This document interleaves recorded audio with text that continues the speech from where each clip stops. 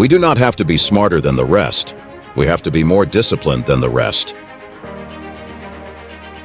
I think self-discipline is something. It's like a muscle. The more you exercise it, the stronger it gets. When you're making decisions, which time frame do you tend to focus on? Do you find yourself thinking only of the pleasures a decision will afford you in the present, or of the consequences an action will have on your future self? Without goals and aspirations, discipline is going to feel like pointless suffering. Therefore, our lapses in discipline often come when we aren't connected to our goals. There is an old German word, Sitzfleisch, which means basically sitting your butt in the chair and not getting up until the task is complete. Even as it goes numb, even as one by one, the people around you call it a day. Showing up yourself, day after day, until your back aches, your eyes water, and your limbs turn to mush. Many a great conqueror in the days of horseback were called Old Iron Ass for their ability to stay in the saddle. Discipline and freedom are not mutually exclusive, but mutually dependent, because without discipline we would sink into chaos.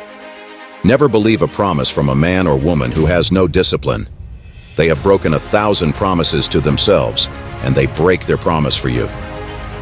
Small disciplines repeated with consistency every day lead to great achievement gained slowly over time. The fact is, self-discipline is only punishment when imposed by someone else. When you discipline yourself, it's not punishment, but empowerment. Having self-discipline and willpower is the ability to do difficult or unpleasant things, because those things are better for your well-being in the long run. Self-discipline is the ability to make yourself do what you should do when you should do it, whether you feel like it or not. Always remember to take your vitamins. Take your vitamin A for action, vitamin B for belief, vitamin C for confidence, vitamin D for discipline, vitamin E for enthusiasm. The great master key to riches is nothing more or less than the self-discipline necessary to help you take full and complete possession of your own mind. Many people think they want things, but they don't really have the strength, the discipline. They are weak. I believe that you get what you want if you want it badly enough. A student in the final year of his painting class made a beautiful painting and kept it outside his studio with a note that read, "I am a painter in the mode of improving my craft. If you find errors in my work, please pick up a crayon and mark an X on the spot in the painting." When he returned in the evening, the entire painting was full of cross marks, which shattered him. His teacher encouraged him to make one more painting, which he did, and this time he kept it outside with a note reading, "This painting needs improvement. Wherever you think you can touch it up and make it better, please pick up the art supplies from the box below and help me improve my work." The teacher and the student returned after a month, but found no improvements made in the painting. No one had made any attempt to help him do better. In grade 6 was a little boy who was remarkably brilliant but obtuse in social skills. On a particular day, his classmate stuck a note on his back, "I am an idiot." The entire school laughed at him for all the day. Toward the end of the day, there was the math class where the teacher put a difficult question on the board. No student in the class could solve it except our little fellow who invited mockery from others. Why could the boy do this task? Because, fortunately, he was not aware of the demeaning note stuck by his classmates on his back. The morning hours are the most productive hours, because in the morning, you are free. Hemingway would talk about how he'd get up early because early there was no one to disturb you, and it is cool or cold, and you come to your work and warm as you write. Toni Morrison found she was just more confident in the morning, before the day had exacted its toll and the mind was fresh. Like most of us, she realized she was just not very bright or very witty or very inventive after the sun goes down. Who can be? After a day of banal conversations, frustrations, mistakes, and exhaustion. On an ordinary afternoon in 1949, the physicist Richard Feynman was going about his business when he felt a pull to have a drink. Not an intense craving by any means. but it was a disconcerting desire for alcohol. On the spot, Feynman gave up drinking right then and there. Nothing, he felt, should have that kind of power over him.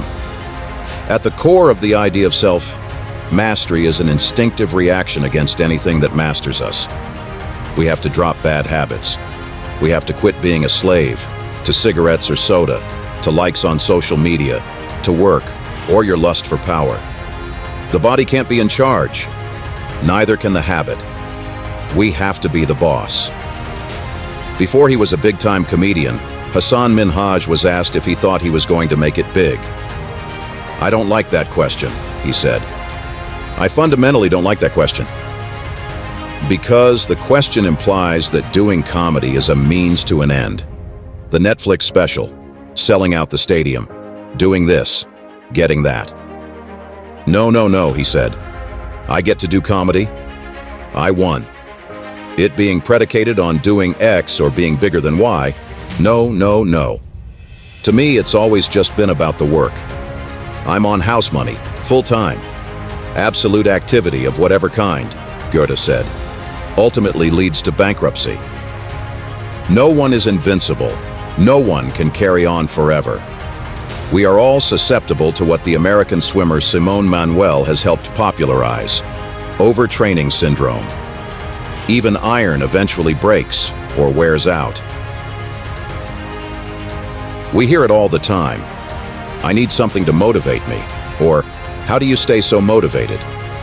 People tend to throw around the word motivation like it's some magical thing that will help them achieve greatness or realize all their goals. The exact definition of motivation is as follows: the general desire or willingness of someone to do something. That's it. It's the desire to do something and nothing more. Saying you're motivated to do something is no different than saying you want to do it.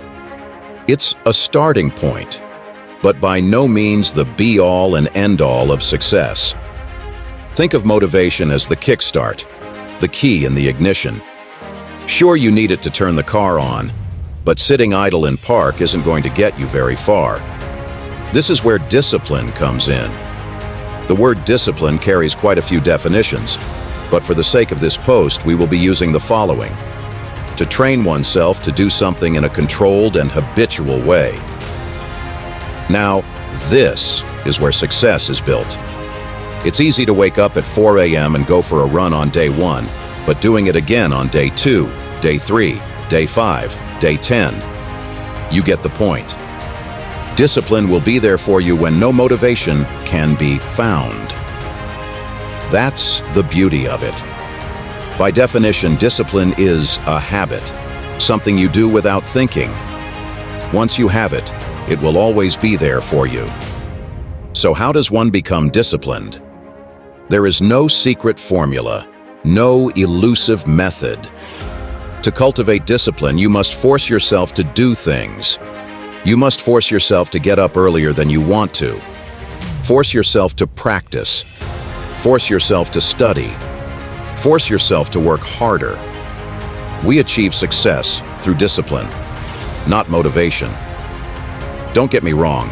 I like motivational quotes, pictures, and stories just as much as the next person, but their impact is fleeting, and to rely on them foolish. Disciple is reliable. Discipline is constant.